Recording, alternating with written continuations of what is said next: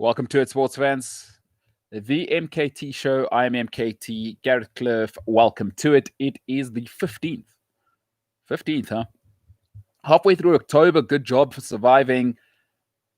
There is a God. We do have Premier League football back this weekend. How good is that?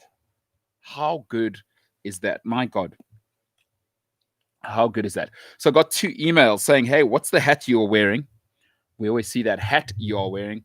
So this is a team that we supported. You can go and follow them. Kusasa Stars. So the Kusasa Stars guys in Franschhoek, Cape Town. We were fortunate enough to accompany them to a massive junior football tournament last year in Sweden. Good fun. Good fun. It was a year ago today. Where does the time go? I am into my mid-30s officially. I am so old. I'm over the hill, actually. It's done. But anyway, we keep trucking. So Kusasa Stars, you can go and follow them on Instagram, I think. They've got an Instagram page. And if you'd like to help the team out, there is a GoFundMe. So if you want to do that, I'm not going to tell anybody to do what to do with their hard-earned money, but that is an option. If you do have rands and cents left over, go and find the GoFundMe page, Kusasa Stars. So that's the hat. I got 2 emails.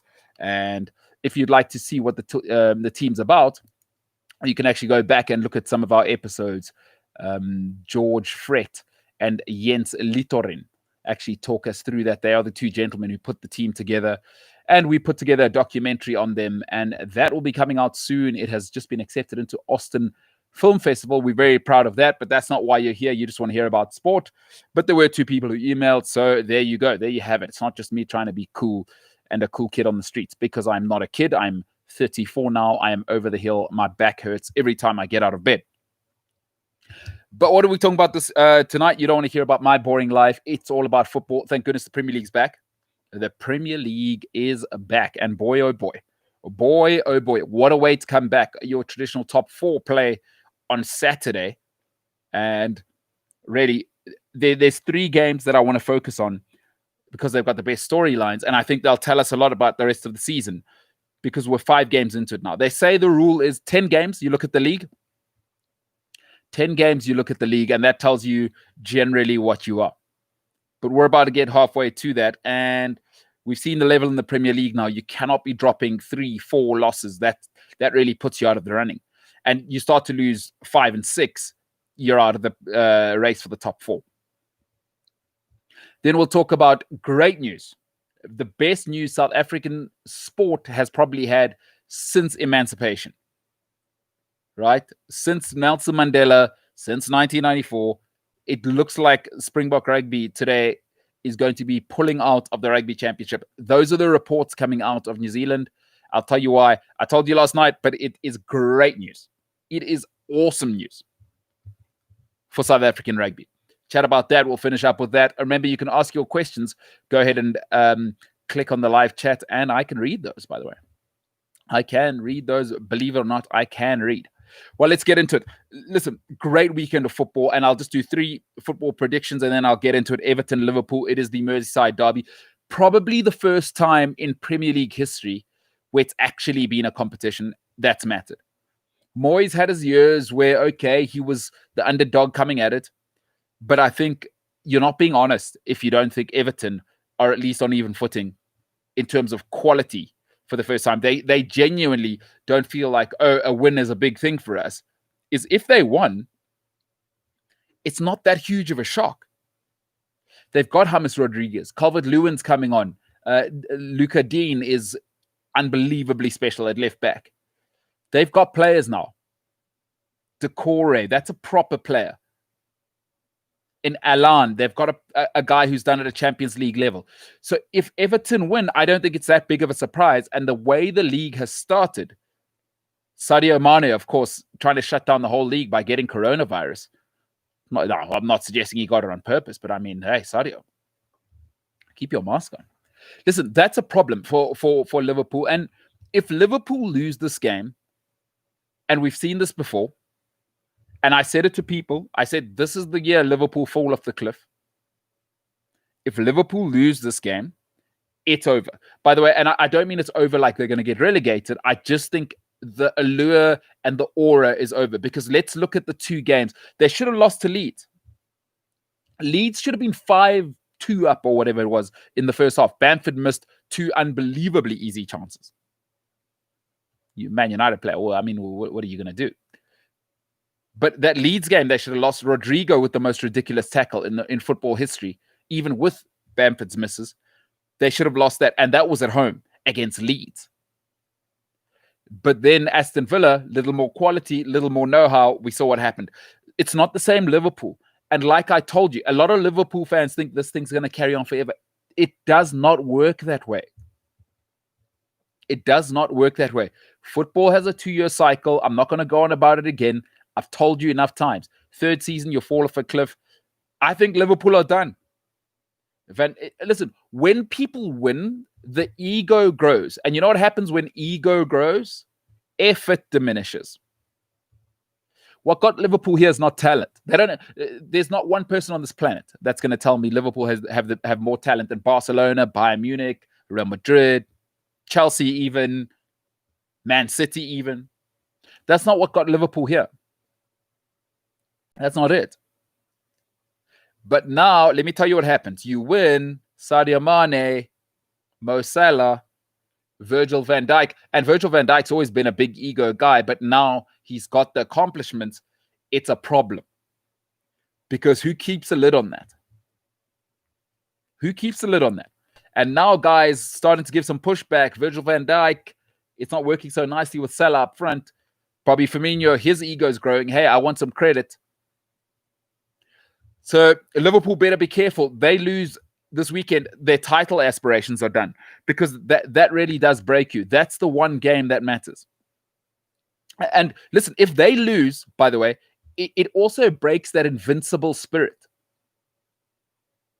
And I think we saw against Aston Villa, they aren't that team anymore. We even saw it against Chelsea when they won. They go 2-0 up, yes, fair, playing well, and they beat Chelsea. Let's have no excuses from Chelsea side. Werner gets the penalty, though. It wasn't the same Liverpool as last season, and people say it's early in the season. It was early in the season for Chelsea with new players. Chelsea had more players. It was a settled Liverpool team with a full team. We've seen lots of mistakes from Van Dijk. Listen, I've seen 3 mistakes from Van Dijk one-on-one this season that I thought, oh, there's a guy playing with his ego. It's not the same anymore. Remember, what got you, and this is where people struggle. This is where what Real Madrid did with 3 Champions Leagues in a row, what Ronaldo does every year, what Messi does every year is absolutely exceptional. De Bruyne is not there yet. I know a lot of us get excited about people like De Bruyne and Mane and Salah. You know what keeps Ronaldo at the top and Messi at the top?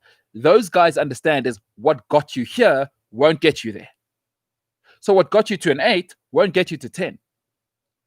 And this is where people struggle to be generational. It's what Alex Ferguson understood better than anybody. Is what got us to 1 title doesn't get us to 2. Refresh. Crush the egos. Now, I'm not sure Jurgen Klopp's taking care of that because I've seen a team that's come back. Even if you're the most diehard Liverpool fan, it's not the same. Those tackles aren't coming in the same. They're not getting to that 50-50 the same. This is what happens. People win. Ego grows. Ego grows, effort dips usually. They're feeling themselves. There's no better way. And Virgil van Dijk, I'm afraid, is the bedrock of the team. He's starting to feel himself. That's a problem because who tells him? There's no Roy Keane, right? There's no Vincent Kompany. There's no John Terry. Who tells Virgil van Dijk that cut it out now? Cut it out. We're done with that. We got to go again. So for me, honestly, I can't see anything but an Everton win. They are flying. They are fit. They're hungry. And they have a championship manager. This is a real manager. This is a guy who knows how to win. There's nobody who can ever go and tell Ancelotti anything. Because he managed Pirlo, Shevchenko, Inzaghi, Stam, Cafu, Dida, the biggest and the best of the 90s and the noughties. Listen to that team. I haven't even said Maldini, Nesta, and et al. Seedorf. My God, and there's an ego. My God, if you think there's an ego in football, listen, when you're that good, I guess the fine line is confidence or ego. If you're confident, it's because if you can back it up. The ego starts when you're not as good as you think you are. So I think this Liverpool team, they lose this weekend, it's problems. Not everybody's generational, folks. Liverpool are not a generational team yet. Cristiano Ronaldo, Messi, they get it.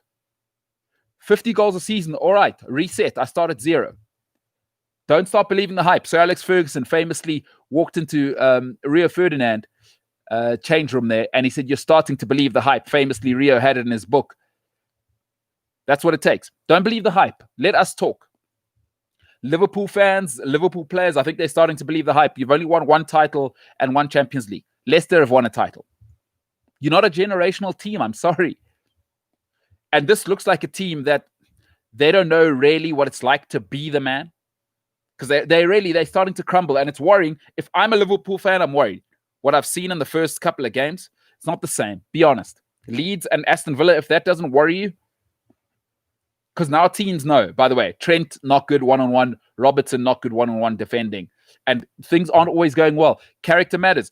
And I'm afraid I can't see them stopping Everton at the moment. Calvert-Lewin is going to manhandle whoever is playing next to Virgil van Dijk. It's going to happen. So I'm seeing 3-2. 3-2 Everton. There will be goals. I think Yerry Mina, and I don't love Michael Keane, but at least Michael Keane is the leader of that team. It is clear. He's hardcore. He's old school. He's throwback. They've just given him a 5-year deal because he's the guy. He's really what they're going to build the club around. And Michael Keane seems to be the leader of the dressing room, and he'll have a go. Oh, he will have a go. And you need that. Who's having a go at Liverpool? I don't know so much. And it can't be the manager. Cannot be the manager. It doesn't work if the manager has to put pressure on players. Great players don't need to be motivated. Cristiano Ronaldo doesn't need to be motivated. So if Salah, Sadio Mane want to go to that next level, because they're very, very good now. And Kevin De Bruyne is stuck now in this level, right? Is when you go to the next level, is you're motivating the team. So not only are you able to be 8 out of 10, 9 out of 10 every game, but you're bringing the team, you're holding the team accountable. That's what Messi and Ronaldo do better than anybody, probably, maybe Henry in his time in the Premier League. Vieira. That's greatness. Is my standard doesn't drop, and I'm holding everyone else accountable. Things are shaky at Man City. Kevin De Bruyne, that's going to test you. Things are shaky now at Liverpool for the first time in this era.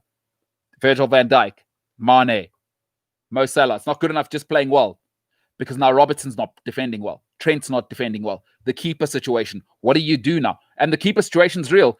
No Alisson. The Adrian situation is, well, you saw what happened last game. I see 3-2 Everton. I just can't look past them winning. And the Adrian thing is too big. It's too big for them to transcend. Virgil van Dijk's not playing well.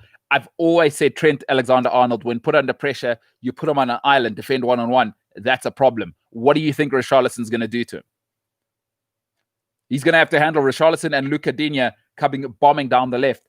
Let's see what you're made of. This is the time now. If Mane and Salah are these world beaters that people tell me about, here's your time. Because now things aren't going well, by the way. You know what Cristiano Ronaldo does when things aren't going well? He scores 50 goals in a season. Don't worry about it. Put it on my back. By the way, everybody, let's be early at training. And I'm not going to tell you that. I'll be there before you get there, no matter what time you get. Can Salah and Mane go from unbelievable players to team leaders? That's not the same thing. That's why we speak of Henry. That's why we speak of Vieira, Keane, these Vidic. These people were different. These people were different. It's a team sport. Can you make everybody better when things are failing? Listen, a great line by Colin Cowherd a couple of days ago. He said, a marriage is easy when everyone's got 2 jobs and the kids are great and there's money and we're all good. What happens when one partner loses a job? You start to age. The kids start to get cranky. They're teenagers. That tests a marriage. That tests what you like. That'll test your mettle. Liverpool, they're being tested right now. Let's see what it's like. Everton, tough. Man City, Arsenal. Listen, I think Man City this season, they've started rocky. They've been absolutely smashed by, no matter whether it was injuries, COVID, whatever it was. They didn't have the core. You need the core. Gundogan has proven himself to be absolutely instrumental. They've lost Leroy Sané. Of course, that's been 2 seasons. That's been tough. They haven't had a striker all season. And people say, oh, why don't you just go spend the money? Because you've already got Sergio Aguero and Jesus on your books. Jesus 2 weeks away, so it looks like Raheem Sterling. And for those who want to know, once again, what I was saying now about good and great, Raheem Sterling, when Aguero's there, doesn't he look like he's Ian Robin? But then you take Aguero away and you go, oh, okay, now we see. We see why he had the space one-on-one with the defender instead of being doubled, because you got to double Aguero, otherwise that's all she wrote. Kevin De Bruyne, no Aguero. Oh no, what's the problem now? Why can't we win? Why can't we beat Leicester at home? Oh, because Sergio Aguero is the kingpin. Yeah, you can give all the awards to Kevin De Bruyne all you like. Gundogan, you need that spine. They need the centre-back situation to be fine. But ultimately, football's about goals, and you need the killer up front. But I think now they've kind of sorted it out in the middle. I think they'll smash Arsenal. Because when great teams have to win, they'll win. It'll be ugly. I think Mahrez is their best player. I think that's clear now, is that the team has to go through Mahrez. I know people love De Bruyne. The team doesn't go through him. He's icing on the cake. Mahrez is the guy. He'll make it happen. Give it to him on the wing. He'll create they have to double Mahrez. You don't double Mahrez, you're dead. And then he'll square it back to De Bruyne. Raheem Sterling's at the back stick, however it works out. So I think they'll smash Arsenal because they have to win. If Man City don't win this weekend, it's all over. And if Man City don't win this weekend, then I think Man City need to have serious conversations. And I mean now about Pep Guardiola maybe hitting the road. Why do I say that? Is his cycles every 3 years. Every 3 years, Pep goes. You know why? The intensity. Hey, you ever been in a high-intense relationship with anybody? Great while you're having it. We're traveling the world. We're drinking every night. We're going out on Tuesday nights. I'm at work with hangovers. But my God, after 3 months, nightmare. I'm done. Maybe it's because I'm old. But Pep Guardiola, he grinds. And by the way, he managed Leo Messi. So he expects perfection. He doesn't want to hear it. He doesn't want to hear why you can't deliver perfection. Tactically, a perfectionist. So that's hard. Listen, OCD people are tough. You're perfect and they're perfect.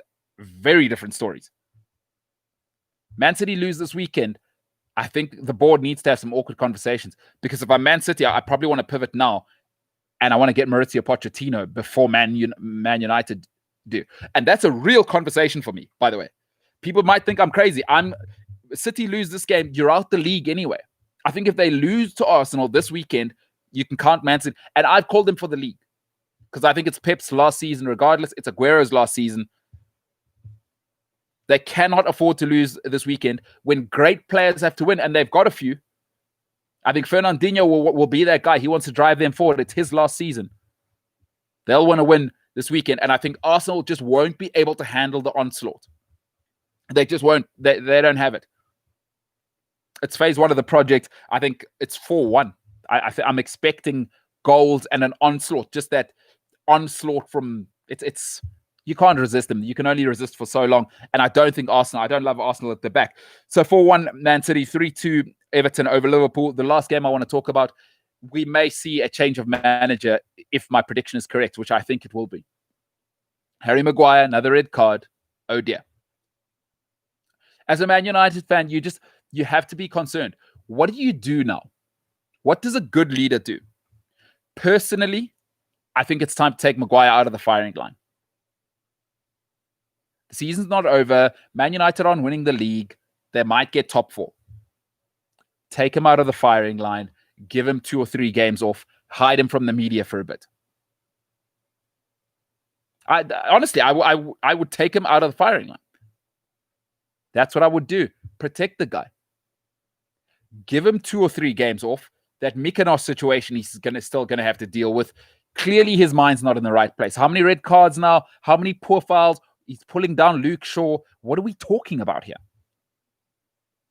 Number 1, take him out of the firing line. It doesn't matter who you play. By the way, as Man United fans, accept it now, you're top 4 if you're lucky. If you're lucky. If Bruno Fernandes can get enough penalties, Martial can come back and be the guy he was in lockdown, all right, you maybe get into the top 4. Because Everton are real this year. Everton are real. Chelsea are real. Man City are real. Man United, I don't know so much. And you'd be asking Liverpool to take a huge drop to finish above them. That's 3 places already. Everton are real. Leicester are real. Leicester are for real. They're better than they were last year. They'll settle down. Jamie Vardy's gone nowhere. I can't see how United win this weekend. There's no Martial. What are you going to do? Igalo up front. Marcus Rashford, he's not ready. He's not ready because I think I can see what United are trying to do. You look at how they're playing as they're trying to start it on the left with him, ball to his feet and let it start there. He's not ready. He's not the guy yet. He's kind of still filling out. He's still a child. He doesn't have that man body yet. Bruno, there's already complaining about burnout. I mean, enough of that. Don't want to hear that. And then Pogba. Now, you got to be kidding me. As a United fan, I'd love to know what you think. There is no way. There is no way. Listen, people are who they are. We have 4 years of evidence with Paul Pogba now. He has no interest in leading a football team. Second role, third role. You can have Pogba as just the dessert. He's not the steak. But you know what dessert is? It's empty calories. That's what Paul Pogba is. I've seen 4 years now. I've seen 4 injury-laden years of lots of drama. So he's not leading your team. Who's leading your team? Marcus Rashford. Not ready. Bruno, Rashford. I think as United fans, accept it now. That's where the club is. Those are the 2 guys. Nobody else has the character to lead the team. Maguire, he's a captain purely because he's wearing the armband. If I'm Man United, 2 games, 3 games, I just take him out the limelight. He's training, but let's get him in. It's not easy.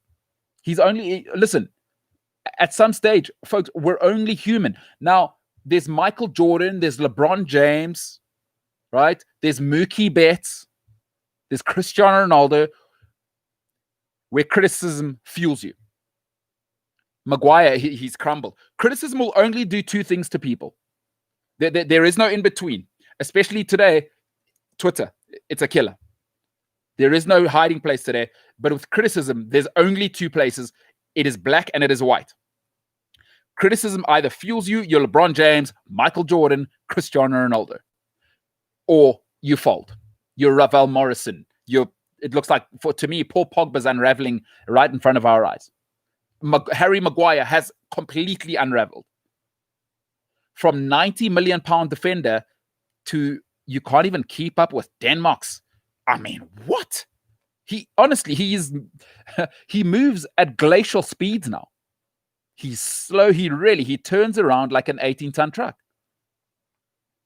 And there's just too many mistakes. At that level, you cannot be making that many mistakes. World record defender a couple of years ago. I'm sorry, folks. United, there's no way I see it. And Saint-Maximin just got given that £6 million deal. You better believe he's going to have that Gucci headband and it's going to turn into a situation for United. And then there's this. You lose on the Newcastle result, goes Newcastle's way. Ole Gunnar Solskjaer better pack his bags. Because for me, is if you don't give the team to Pochettino now, what are you waiting for? What are you waiting for? Because you lose this game, top 4 starts to disappear. Listen, you lose, Everton and Leicester win this season or this weekend, you have a serious problem now.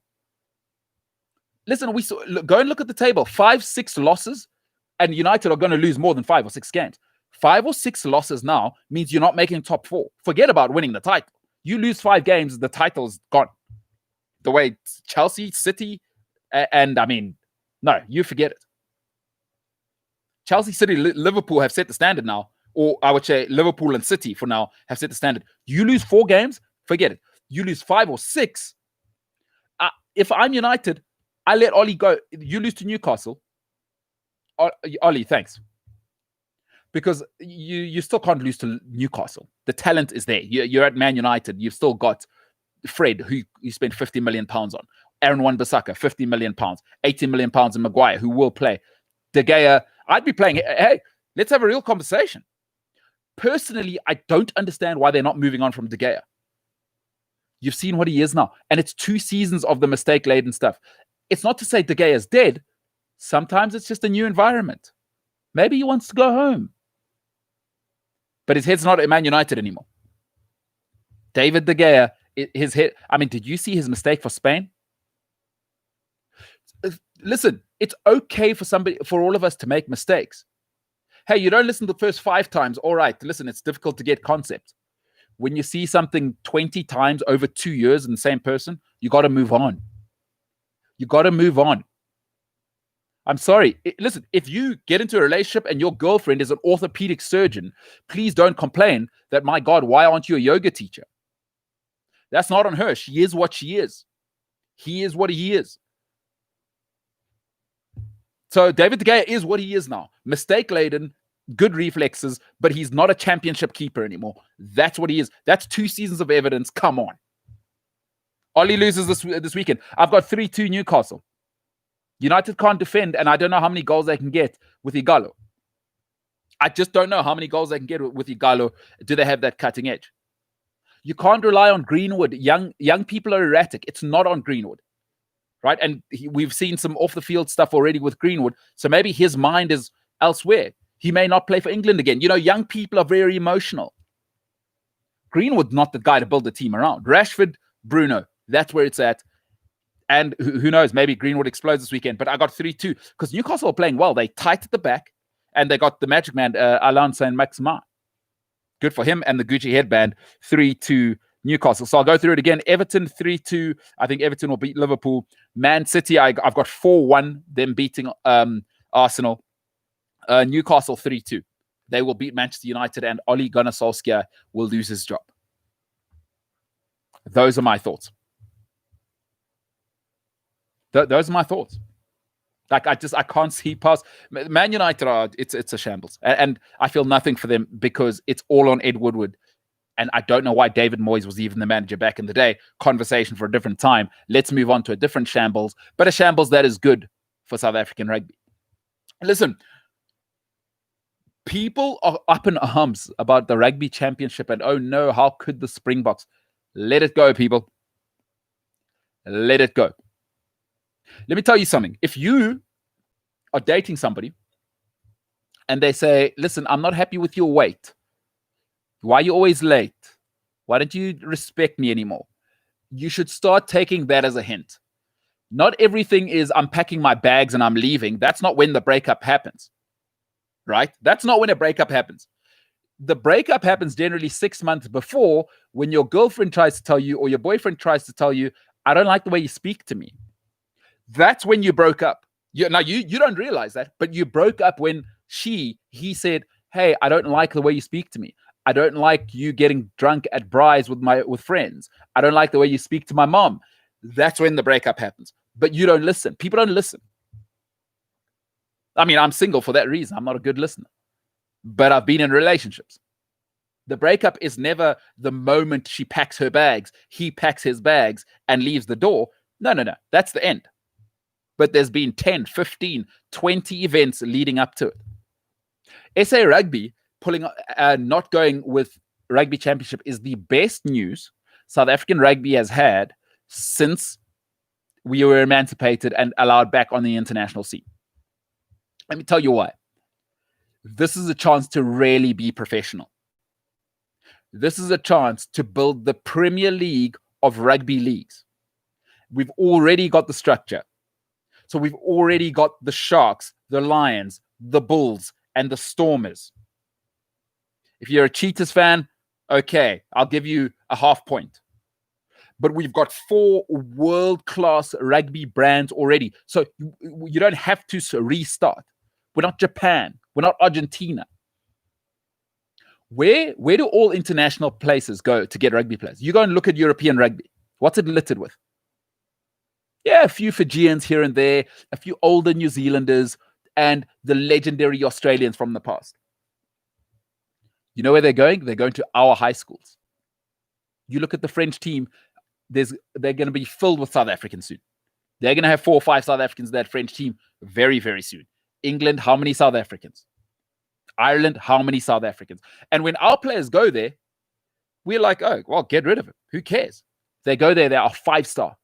Listen, people love Cheslin Colby. I'm lukewarm. I'm lukewarm on Cheslin Colby. I I've had JP Peterson before. I'll take JP Peterson and even Brian Habana. Thank you very much. But look what happens when he goes overseas. They think, oh my God, the second coming of Jesus Christ of Nazareth. Right? We've got lots of that talent here. Now let's build it. Let's build an English Premier League type model with our teams. Let's have the first international brand of a league anywhere in the world, because rugby is amateur everywhere. Even in France, even in England, they've failed to sell it to America. They've failed to sell it to China. Now, we're lucky as South Africa. We got a great relationship with China. We got a great relationship with Japan. And yes, it's geopolitical, folks. Please don't think that with that type of money, billionaires aren't making deals. Hey, we get Japanese guys to go and buy the cheetahs. And now what happens? Hey, you got Bowden Barrett playing for the cheetahs because he'll make just as much money there. You got Rico Ioane playing down at the Stormers because you've got an American consortium now who've taken over there, of course. But hey, the Lions, listen, sell them to a Mexican billionaire. Oh my goodness, you got Joe Moody playing for the Lions. Right? Now we're getting there. And we can do this. There's nothing stopping us. We got the weather. The great thing about South Africa, we have too many stadiums. There's nothing that needs to be rebuilt. As a product, you go and sell the 4 big franchises, Cheetahs, and I don't know, you can bring in whoever you want. That 6th spot can be up for grabs. We have a brand that's ready to go. Do we have the chutzpah and the balls to say, let's make it happen? Hey, bureaucrats, get the hell out the way, sell it to billionaires, privatize the game, and we can regulate the game.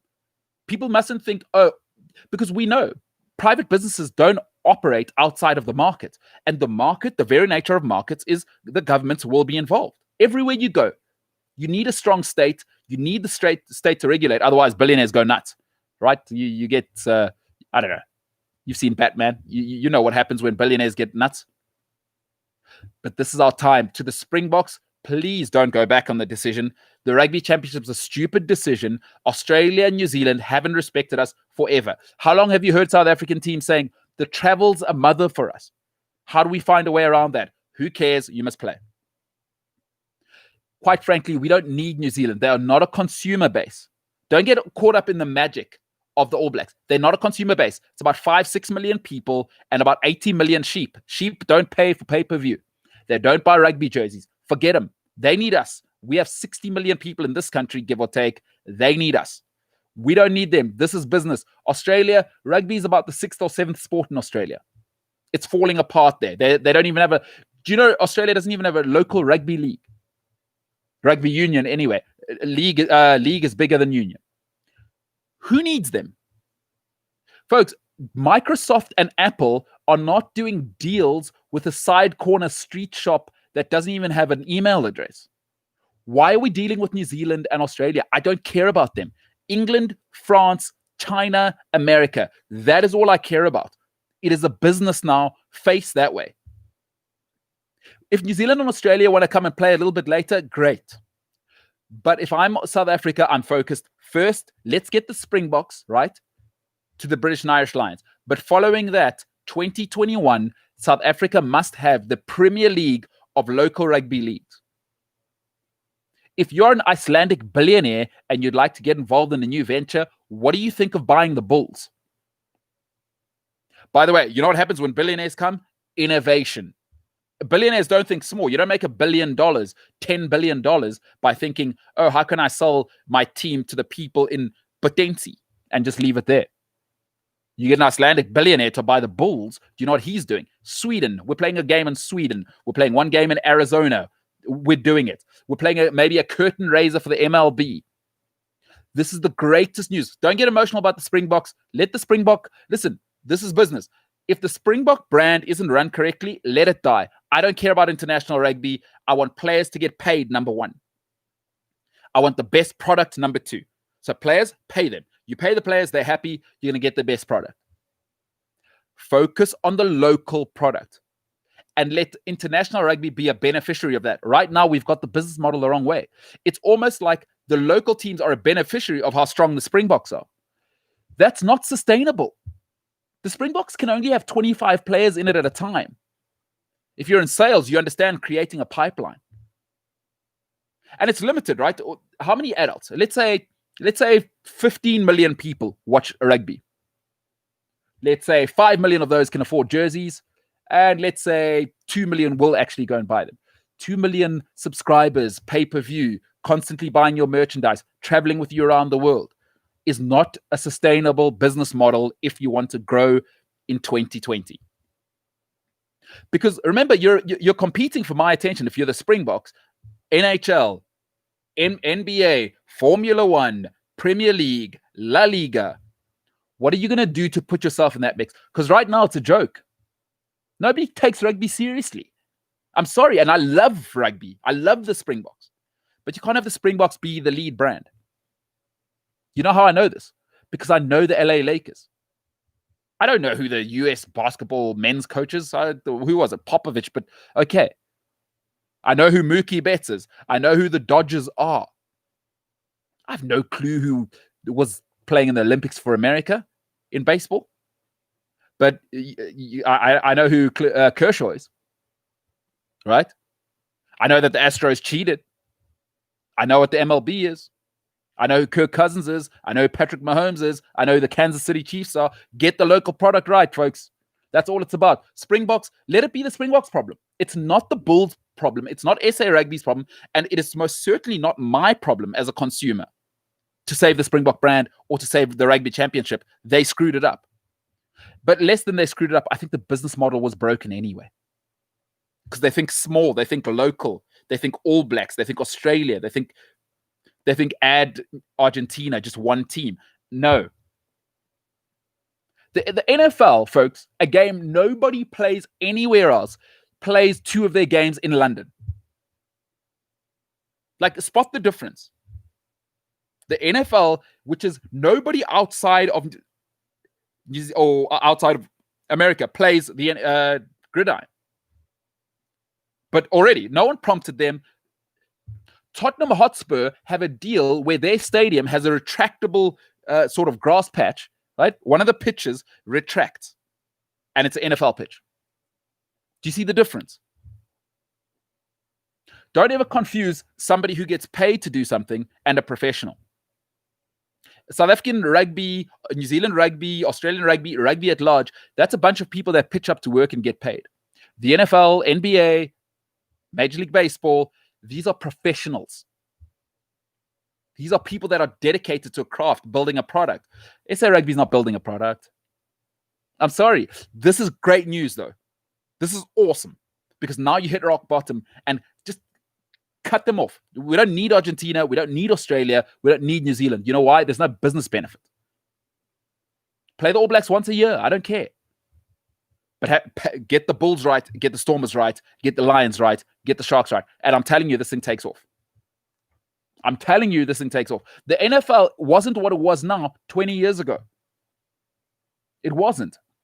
They got a commissioner called Roger Goodell, took the game international. Look where they are now. The NFL was the third game. The NFL 20 years ago, people were saying concussions, shut this game down, it's barbaric.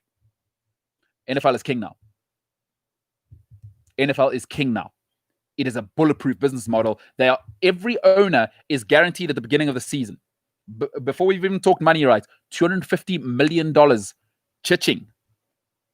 Guaranteed. That's thanks for owning. Before we even talk about your money for merchandise, etc., $250 million. That's a business model. The sport was nearly dead 20 years ago. Concussions. It's never going to grow. It's not international. It's strictly American.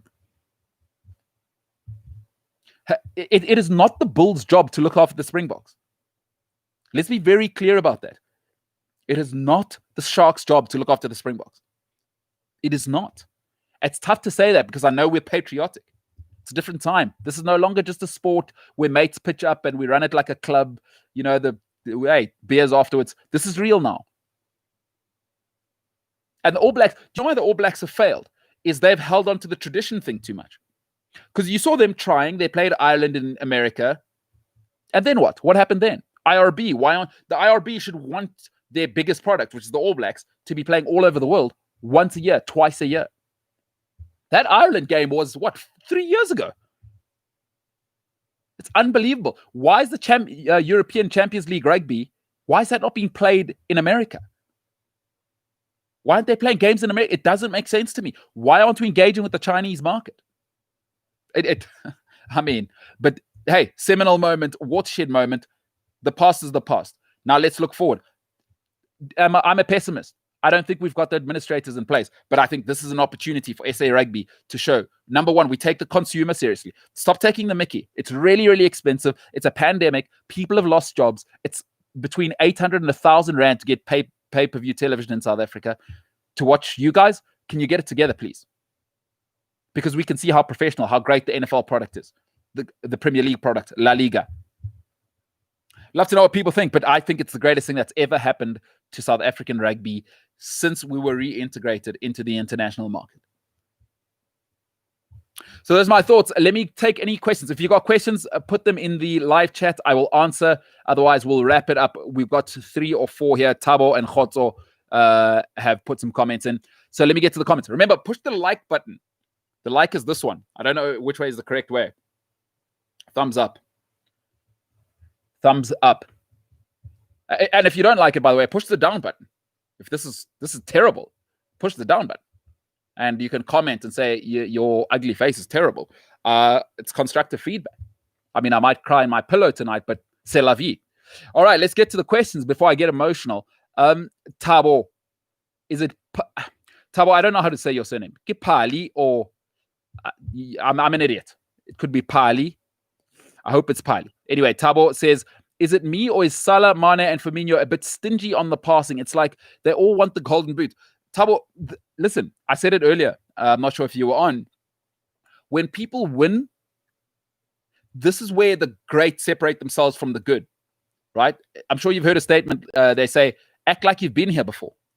When people win, egos grow. And if you don't have Roy Keane and Alex Ferguson to chop that, right, you have problems. Once people start to believe their own hype, and I think Liverpool are starting to do that, it's a problem. It is a problem. I totally agree with you. And go and Google Mane and Salah fighting. I said it then. That was about 3 months ago when Salah didn't pass the ball to Sadio Mane. He went to the bench and he let rip. He let rip. So, and I saw cracks then. It's not easy to win. You know, when you win, people think it's hunky-dory. This is why I think it's idiotic when people say, oh, Pep Guardiola had Leo Messi. He had the best players all the time. That's why he won. Folks, let me tell you something. I've worked with crap people and I've worked with the best. It's much harder to work with the best because there's one killer in life. It's called expectation. Small clubs have no expectations. For Pep Guardiola, it's much easier at Man City than it was at Barcelona. Nobody expects anything. It's much easier to be at Liverpool for Jurgen Klopp than go to Real Madrid. You think Carlo Ancelotti is having a tough job at Everton? Are you kidding me? Do you know what? Carlo Ancelotti had Silvio Berlusconi, the Italian prime minister, as his boss for a decade. Which job do you think is easier? Coming to Everton and trying to break into the top 4, or being expected to win the Champions League every season, or you're going to get fired? Be serious, man. Be serious. And I think that's what's happening at Liverpool is if you don't know how to handle success, I'm sure you've had people in your life. They didn't have money, they get money, and all of a sudden they're driving a certain car and they haven't paid off the bond. And now they have to upgrade their girlfriend. Like weird stuff happens. They don't see their mom as much anymore. Success isn't for everybody. And if you don't have Roy Keane, Thierry Henry, Patrick Vieira, you don't have those guys to say, all right, listen, you got a choice. There are standards here, or get the hell out. That's how you keep great things going. That's how Fergie kept it going. Van Nistelrooy at his peak, get the hell out. Your ego's getting too big. Jaap Stam, best defender in the world, and you want to start talking about money outside of Man United, get the hell out.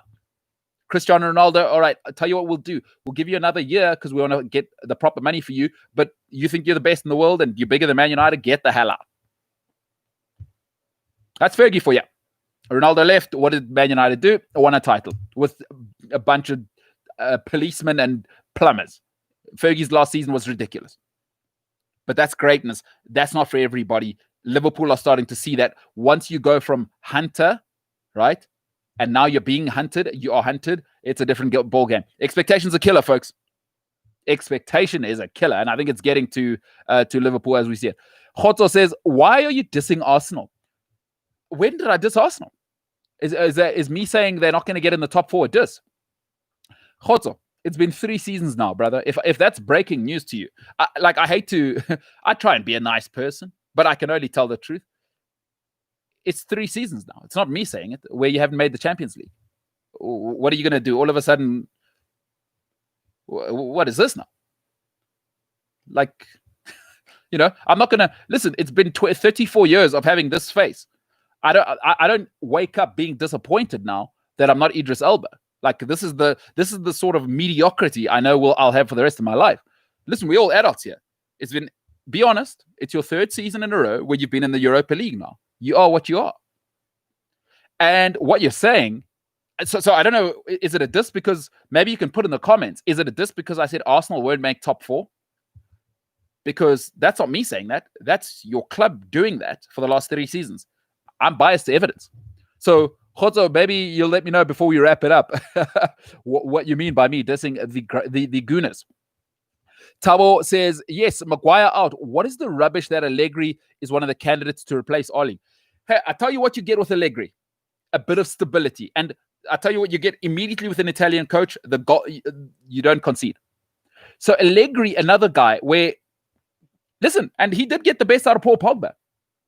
I mean, he found a system for Pogba to function. So maybe Man United are going, listen, Pogba is just too big a financial commitment. Whew. Let's get rid of Oli. Maybe that's the thing. And who has gotten the best out of Pogba before? I don't think there's been a better Pogba than Juventus, right?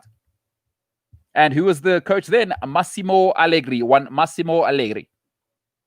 So maybe Ed Woodward's going, the heat's too much. Let's get somebody that can handle this Pogba guy, because maybe economically Pogba is not going anywhere. It's a COVID market.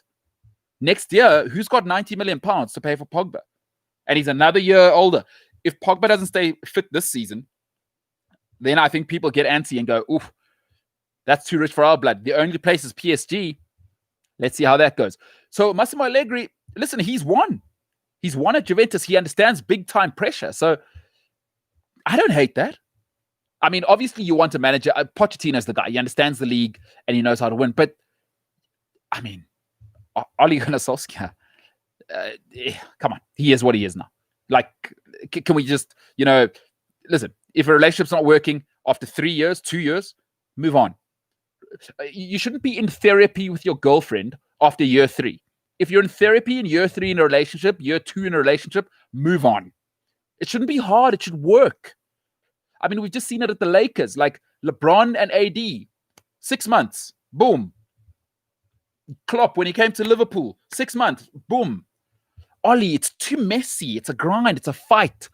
Leaving socks on the floor all the time. Put the toilet seat down. Like if you're having those sort of fights, 4 or 5 years into it, come on now. So for me, wouldn't you want Allegri over Oli? To me, it just makes sense.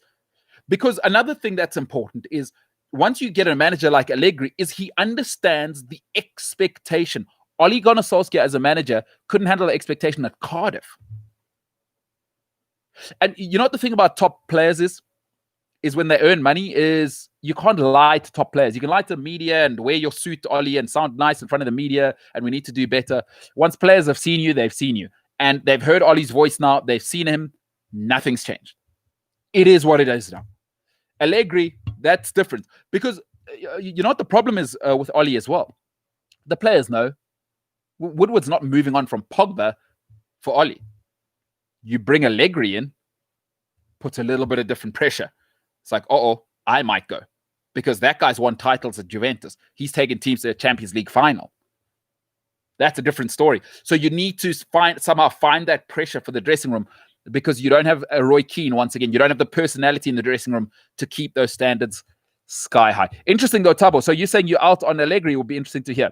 Tabo says, Mbulelo, expect more embarrassing moments at the club, United. It's my club, but I don't see better days on the horizon. Steve Bruce is going to mop the floor with Oli. And by the way, Tabo, just recognize your name. I got your email. Great email. I will reply to it as time goes on. By the way, guys, sport@cliffcentral.com. That's sport, no S. If you want to email about your team, the content, ideas, guests you'd like to see, please feel free. I am at MKT Inspires. That's Mike Kilo Tango Inspires with an S. Mike Kilo Tango Inspires on all social media platforms. Hit me up, inbox me if you've got ideas. You want to chat about football, you want to chat about rugby. Tell me your ideas. Tell me what topics you'd like me to discuss.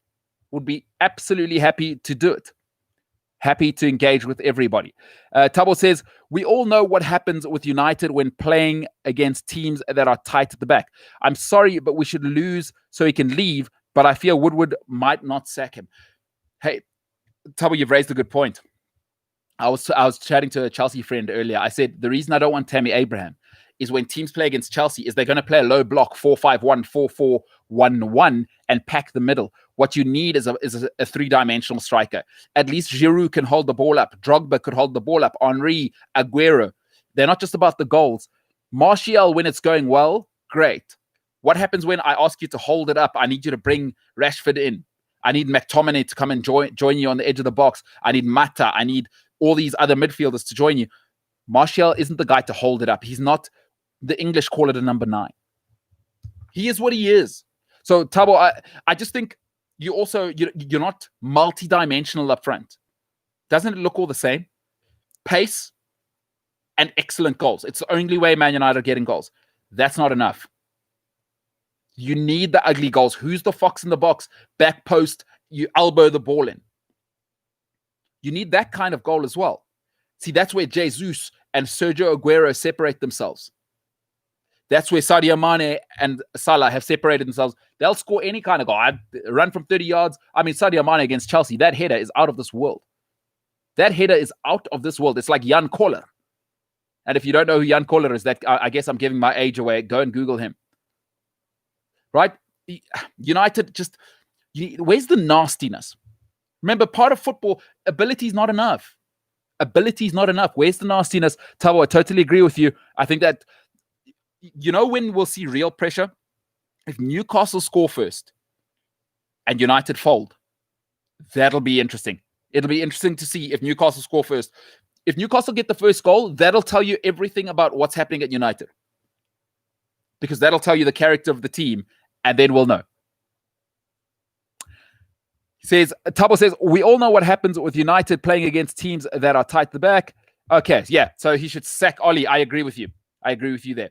Hoto says, Arteta brought more structure to the team. Rome was not built in a day. Hoto, I totally agree with you. If you haven't seen the previous shows, Hoto, I have said, I was wrong. So I do a segment called Where I Was Right, Where I Was Wrong. I was wrong on Arteta. I believe Arsenal within the next 3 to 5 years will be back in the top 4. And the reason I give that length of time, for me, it's sometimes getting a club back up. Ask Liverpool. Everybody thought, Liverpool, 90s, noughties, were the best, will win everything. It took them 30 years to ever get back to glory. How many years did they miss out on Champions Leagues, by the way, in the last 20 years? I know everybody thinks it'll never happen to us. It does, like you said, Rome wasn't built in a day. It's taken Jurgen Klopp 5 years to get Liverpool to where they are now. It took him 3 years, 4 years to get to a title. So for me, the problem for Arsenal, and it's like anything in life. Let me use an example I know, because I'm a health fanatic. That's what I know. If you've been making bad decisions for a long time, you don't just wake up like that and now all of a sudden you got a six-pack and you're lean, right? Is you have to stop the bad decisions mentally, your self-identity. So Arsenal have been making bad decisions now for 17 years. I know you hate to hear it.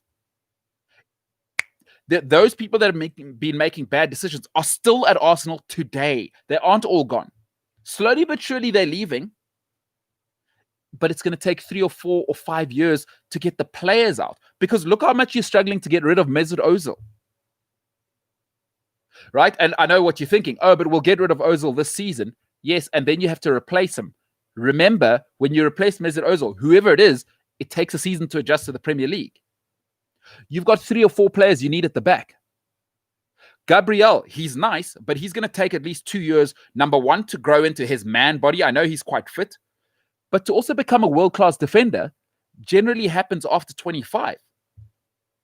So just thinking Gabriel's here now, all the problems are fixed. You still got David Luiz, right? Danny Ceballos, is he it? Hector Bellerin, your starting right back, is he it? Maitland-Niles, is he it? So to think that you're top 4 when you've got at least 4 teams above you that are settled, and Leicester are real and Everton are real. So I'd say 6 teams are above you now as we speak today. It's not a diss to say Arsenal, I was wrong on Arteta. They will be back in the top 4 within the next 3 to 5 years. But my God, it's a lot to ask for them to catch up just this year. So wait, Jota, is Jota suggesting, and I don't want to misquote you here, Jota. Now this is, because this is an interesting thing. If you're saying this, are you saying Arsenal are going to be top 4 this year? Because wow, then that, okay, then I need to hear what people have to say. Like, whoa, all right, wow. Then that's really putting pressure on, because you're asking Kieran Tierney to take you to the Champions League. Wow. Danny Ceballos, Granit Xhaka. I don't know. I look at Chelsea. I look at Man City. I look at Liverpool. I look at Everton. And I look at Leicester. And I go, are you better than those 5? And only you as an Arsenal fan can tell me. I'm going to tell you no. Because I like evidence, and nothing about the mentality or the play of Arsenal for 5 years or the last 3 years has told me that they're a top 4 team. And even now, Mikel Arteta, it's easy to bring people in. The tough part is getting them out. And Arteta's a tough man to please. It's a tough man to please. Remember, your ex-girlfriend's baggage can't come into the new relationship. So those old habits guys got away with under Emre, under Wenger, that's not going to work anymore. And it takes time to switch from ordinary to great. Mikel Arteta's got the great gene. He looks great. And you're dead right. They're organized. They look mean. By the way, they're kicking people now. Remember when Arsenal were being called too soft? But what it means is you need an abundance of quality as well. I think the one player that you can definitely say is world-class at Arsenal, definitely, like there's no conversation. For me, if you have to discuss whether you're world-class or not, you're not world-class.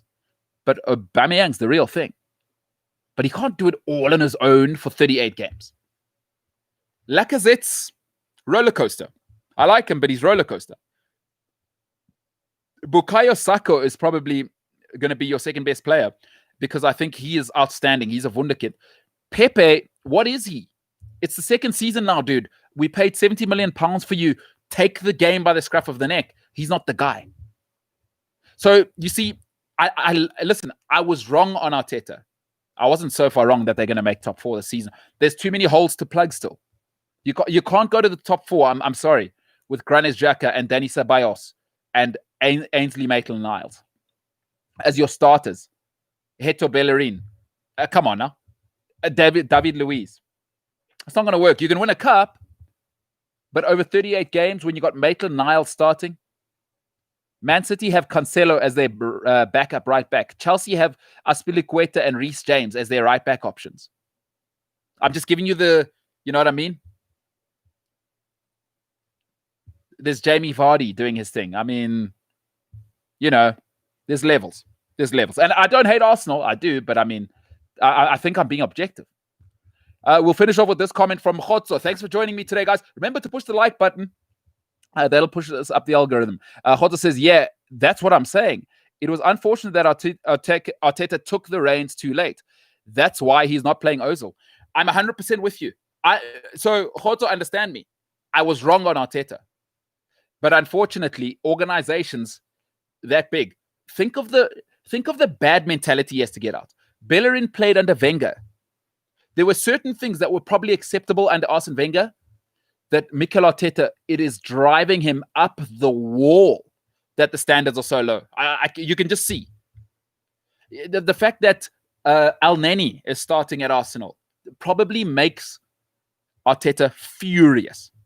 Because remember, he played for Arsenal and won and was the captain. So he saw, he came just after the real glory days. But Arteta's an unbelievably smart man, speaks apparently 5 languages. He knows the history of Arsenal. He was the captain. He knows what Patrick Vieira is. And he's watching El Neni and Granit Xhaka every day in training. And he's going, geez, is it really? Is this what we're doing now? I've got Ainsley Maitland-Niles. Is that what we're doing at Arsenal? We had Ashley Cole at a stage. And we got Kieran Tierney. Come on now. And I like Tierney, but the thing is, I'm old. I saw when Arsenal were Arsenal. When Arsenal were the Gunners, not these little pistols that they are now. So I know the Arsenal standard, and I think you are onto something with Mikel Arteta. But when you're onto something good, give it time. You must give Arteta time. Get rid of the madness, because there's too much mediocrity at Arsenal. And mediocrity, folks, whether personal life or sport, is infectious. If you're mediocre, you'll spill over into people. I think what Arteta will need, I think this window, obviously COVID, it was tight. This wasn't the window. Next window, you're about to see a savage unleashed. All of these guys, Socrates, Ozil, maybe even Maitland-Niles, there was talk of him going, David Luiz, Holding, all of that riffraff. I think Arteta's shown you now. He doesn't care that Ozil's the highest paid. We play to a standard. This is the Gunners. And you should be extremely excited if you are the Gunners, because I believe you have the best young manager in England right now. Lampard, I'm skeptical, but give him time. All I'm saying is, I agree with you, 3 to 5 years. Be patient. Within 5 years, I believe you're challenging top 2. If you stick with Arteta, because he will keep expectations sky high. And winners know that reputation is nothing. Reputation. Because, hey, Mesut Ozil, for whatever you did at Real Madrid and for Germany, guess what? We don't care at Arsenal. That's what Mesut Ozil's, that's what Arteta's telling you.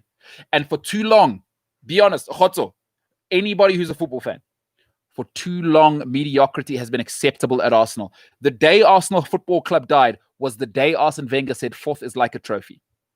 That's soft. That's weak sauce, dude. And you want to win. Roman Abramovich is a killer. Roman Abramovich is a killer. Those dudes, those UAE dudes at Man City are killers, dude. They do not care. They are not interested in second best. They're not getting Unai Emery. What do? They set up the board for Pep Guardiola. John W. Henry is a killer, dude. Him and Tom Werner, they turned around the Boston Red Sox. First title, I think it was in 40 years. They're not here to participate. They're here to take over. Stan Kroenke, listen, I'm not sure how interested he is, but Arsene Wenger lost his teeth. Unai Emery was nice, but come on. But in Arteta, you got a killer now. This guy's serious. Arteta's, he's a badass mother. Give him time. Give him time. So Khotso wasn't dissing you, was just putting it out there. Hey, folks, you could have been anywhere with anybody tonight. You chose to be with me. This is the MKT Show. Remember, sport@cliffcentral.com, @CC Sport on Twitter. Give us a follow. Otherwise, Cliff Central Sport on all the social media platforms. Can't wait for this weekend. Rugby's back. Football's back. It's going to be awesome. For all the comments, Khotso, Tabo, it's been awesome. By the way, you got ideas. Sport@cliffcentral.com. And by the way, Tabo says he does websites. I think he says he does websites. I remember that from the email. So, hey, I'm happy to punt people, by the way. I like to support small business. Tabo, let us know what your business is called, and I'll get people to email you. By the way, if you're an independent music maker as well, send me some music. I'll play it on the show. Send me some music. I like so if you want to know what kind of music I like, just so you don't send me stuff that's not cool, I like progressive, dark, sort of European house. Love that deep, funky house. We used to call it back in my day when I was partying in like 1836. But I like British grime. So I really like British hip hop, which is my number one staple. So if you've got that kind of dirty grime beat, hip hop beat, we will use it on the show and we will give you a credit. If you make music, send it in. I will support artists, and I'll make sure you get your name out there. And if you, hey, Tabo Pali makes websites. Tabo, I will hand out your email address next, or when I have it, or you can say you're happy for you to put it in the comment section. I'm happy to punt it. Let's start a community, by the way. I'm happy for people to become business partners through the stream. Absolutely welcome to that. You could have been anywhere tonight with anybody. You chose to be with me. My name is MKT. Physically distancing. His name is Gareth Cliff. By the way, if you didn't see the episode of So What Now on ETV or ENCA or ETV, I don't know what the channels are called, this week, interesting topic about weight and the way society treats fat people. So go and watch that. His name is Gareth Cliff, never short of an opinion, never short of a word. My name is MKT. This is the MKT Show. I am the hell out of here.